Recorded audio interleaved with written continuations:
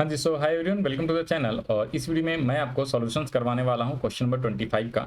इसके पहले question number 1 से लेकर 24 तक के जो क्वेश्चन है उसका ऑलरेडी सॉल्यूशन मैंने करा के अपलोड करा दिया है। यूट्यूब पे चले जाइए, वहाँ पे मिल जाएगा, या प्लेलिस्ट में जाइए, वहाँ पे आपको सारे क्वेश्चन का सॉल्यूशन मिल जाएगा विद एक्सप्लेनेशन। अगर आपको ये आंसर शीट चाहिए, टेलीग्राम चैनल का लिंक दिया है, वहाँ पे जाइए, फ्री ऑफ कॉस्ट इसका पीडीएफ का सॉल्यूशन वगैरह वाला भी और नोट्स वगैरह भी सारे मिल जाएंगे आपको। ओके, जो लोग चैनल पर नए हैं सब्सक्राइब कर लीजिएगा और बाकी के क्वेश्चंस या बाकी के जो सॉल्यूशंस हैं वो भी आपको मिल जाएगा इजीली। आइए क्वेश्चन नंबर 25 करते हैं हम लोग। 25 कह रहा है journalise the following transactions. First entry कह रहा है Shyam became insolvent, first and final compensation 75 पैसे in a rupee was received from his official receiver, he owed us 10,000 rupees. Owed का मतलब होता है, सबसे पहले ध्यान दीजिए, ऋणी ऋणी है, ऋणी है, ठीक है। ये हमारा क्या है, ऋणी है, यानी कि एक तरीके से आप इंग्लिश में लिख लीजिए, लोन लिया हुआ है उसने। किसने? श्याम ने लोन लिया था मेरे से, मुझे मिलने थे पैसे उससे, तभी तो रिसीव हो रहा है। और वो इंसॉल्वेंट हो गया और उससे 75 पैसे इन अ रुपी, 75 पैसे इन अ रुपी का मतलब 75/100 होता है, यानी कि 75% होता है। सिंपल वर्ड में ये आप याद रख लो। 1 रुपए में 100 पैसे हैं, आपको 75 पैसे मिले, मतलब 75% आपको मिल गया, ठीक है ना। ये चीजें ध्यान रख लेना है। ओके सर, ठीक है, ये बात आ गई समझ में। तो इसका मतलब 10,000 टोटल उससे मिलना था, ऋणी था वो, ठीक है। वो ऋणी था अपना कितने रुपीज का, 100 रुपए का। चलो इसको हटा दो, ऋणी में क्यों लिखा, हाँ जी। तो 100 रुपए हमें मिलने थे,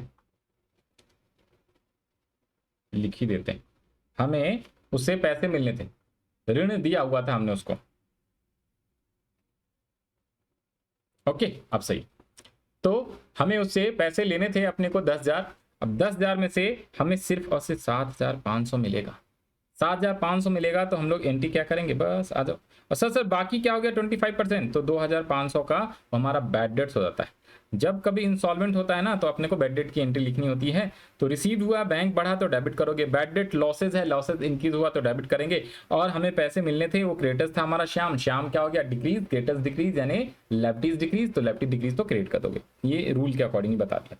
तो सबसे पहली एंट्री क्या लिख लेंगे सर, यहाँ पे ऊपर में लिखा हुआ है ना, कैश अकाउंट डेबिट, ठीक है, 7,500, बैड डेट्स अकाउंट डेबिट 2,500 और टू श्याम अकाउंट 10,000। तो ये इसकी एंट्री हो गई, first entry. Okay, next entry पे आ जाइए। नेक्स्ट एंट्री कह रहा है क्या, receive cash from Ramesh whose amount was written off last year as bad debts. अब देखो, ऑलरेडी पिछले साल हमने जैसे अभी बैड डेट्स माना ना, वैसे ही श्याम का पैसा, रमेश का पैसा हमने बैड डेट मान रखा था 5,000 रुपए का। अब आज वो अचानक से क्या हो गया, इस साल आके वो पैसे दे दे रहा है। बैड डेट्स का मतलब क्या होता है, नुकसान, जो पैसे हमें नहीं मिले। मान लो किसी को हमने उधार पे सामान बेचा है, उसने कहा भैया 2 महीने बाद दे देंगे। 2 महीने बाद जब मैं पैसे मांगने गया तो वो वहाँ पे था ही नहीं, गायब हो गया, घर छोड़ छाड़ के कहीं भग गया। मेरे को पता नहीं चला, मैंने ढूंढा, बहुत सारे टाइम लगाए, लेकिन अब मिल नहीं रहा। तो लास्ट में क्या मानूंगा, इस साल मैं बैड डेट मान लूंगा कि भैया नुकसान हो गया, आप देगा नहीं मेरे को। लेकिन अचानक से बाद में फ्यूचर में कभी वो आके मेरे को वापसी दे देगा, कहेगा अरे सॉरी भैया, मैं बिना बताए कहीं चला गया था, कुछ दिक्कत आ गई, आज ये रहे आपके पैसे मैं देने आया हूँ, ये लीजिए। तो एक तरीके से मेरे को बैड डेट रिकवर हो गया। ओके ना। तो पहले हमने ऑलरेडी पिछले साल बैड डेट लिख लिया होगा, bad debt account debit to, इसका नाम लिख लिया होगा रमेश। आज पैसे रिसीव हो रहे हैं तो या तो कैश मिलेगा या बैंक, तो cash account debit to bad debt recovered लिखेंगे, उसका नाम मत लिख देना, cash account debit to bad debt recovered account लिख देना है, ठीक है ना, क्योंकि हमें बैड डेट रिकवर्ड हुआ एक्चुअली में। तो ये इंपॉर्टेंट एंट्री था, सेकंड, याद रखिएगा। नेक्स्ट एंट्री आ जाइए। नेक्स्ट एंट्री है क्या अपना, थर्ड एंट्री। थर्ड तो बड़ा आसान है, फोर्थ भी आसान है। कह रहा है क्या, सैलरी ड्यू टू लैंडलॉर्ड और रेंट ड्यू टू लैंडलॉर्ड, एक ही तरीके का, दोनों एक्सपेंस है। रेंट और सैलरी बोथ आर एक्सपेंसेस, दोनों ड्यू हो गया। ड्यू का मतलब होता है सर आउटस्टैंडिंग, ड्यू का मतलब आउटस्टैंडिंग है। ये दोनों एंट्रीज भी इंपॉर्टेंट रहता है, आउटस्टैंडिंग एक्सपेंस, आउटस्टैंडिंग इनकम यानी अक्रूड इनकम वाली एंट्री अच्छे से याद रख लीजिएगा, वो 4 हेड होते हैं। तो जब भी आउटस्टैंडिंग होता है ना, तो rent is our expense. Okay, rent हमारा एक्सपेंस है, रेंट एक्सपेंस है, अपने को डेबिट करना है, तो rent account debit to outstanding rent लिख देना। आउटस्टैंडिंग रेंट क्या हो जाती है, लायबिलिटीज हो जाती है हमारी, और लायबिलिटीज इंक्रीज हो गया है तो क्रेडिट, और जो एक्सपेंसेज है वो इंक्रीज हुआ है तो डेबिट। क्यों डेबिट हमने किया, क्योंकि एक्सपेंस है रेंट, रेंट इंक्रीज तो डेबिट, और आउटस्टैंडिंग रेंट लायबिलिटीज होता है, क्योंकि हमें अब फ्यूचर में देना पड़ेगा, अभी दिया नहीं है, वो इंक्रीज हुआ तो हम क्रेडिट कर देंगे। सेम सैलरी इंक्रीज तो डेबिट, और आउटस्टैंडिंग सैलरी अकाउंट, ठीक है, आउटस्टैंडिंग सैलरी अकाउंट, तो रेंट टू आउटस्टैंडिंग रेंट और salary to outstanding salary account. Next पे आ जाइए, नेक्स्ट एंट्री। नेक्स्ट कह रहा है क्या, placed an order with Rakesh Mohan for supply of goods of list price. List price क्या होता है, nothing, it simply sale price, list price, sale price, जो मर्जी बोलिए, या परचेज प्राइस, ठीक है। एक होता है कॉस्ट, एक होता है लिस्ट प्राइस। तो सेल करेंगे तो सेल प्राइस, परचेज करेंगे परचेज प्राइस। तो सप्लाई कर रहे हैं ना, तो इसलिए this is your sale price. 1 lakh. In the connection Raman paid 10% of the list price as an advance by cheque. तो अभी हमें राकेश से क्या हुआ है, राकेश से ऑर्डर आया है, भाई राकेश को बेचना है पैसे 1 लाख रुपए का, सॉरी सामान बेचना है। राकेश को हम 1 लाख का सामान बेचेंगे, ओके। और ध्यान से सुनना, उसने क्या किया कि भैया 10% एडवांस में हमें चेक के थ्रू पैसे दे दिया। अभी हमने सेल किया नहीं है तो सेल की एंट्री नहीं होगा, सिर्फ और सिर्फ एडवांस मिला है। तो advance to Rakesh Mohan to bank account, हमने उसको पेमेंट किया है क्या, हाँ जी। Place an order with Rakesh for supply, okay.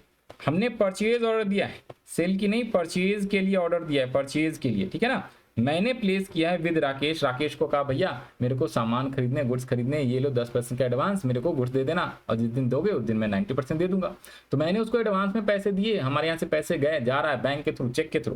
तो चेक को यानी बैंक को हमने क्रेडिट कर लिया है, और मैंने एडवांस में पैसे दिए, advance to Rakesh Mohan. Advance to Rakesh Mohan हमारा एसेट्स होता है, बढ़ गया है तो डेबिट। नेक्स्ट आ दिए, नेक्स्ट क्या कह रहा है, नेक्स्ट कह रहा है क्या, supplied goods costing ₹3600 to Sanjay, issued invoice 20% above the cost and 10% less discount. तो इसमें कैसे करोगे, अब देखो 3600 क्या है, कॉस्ट है, कॉस्ट। तो ये कॉस्ट है जिसको हमने सेल करा है।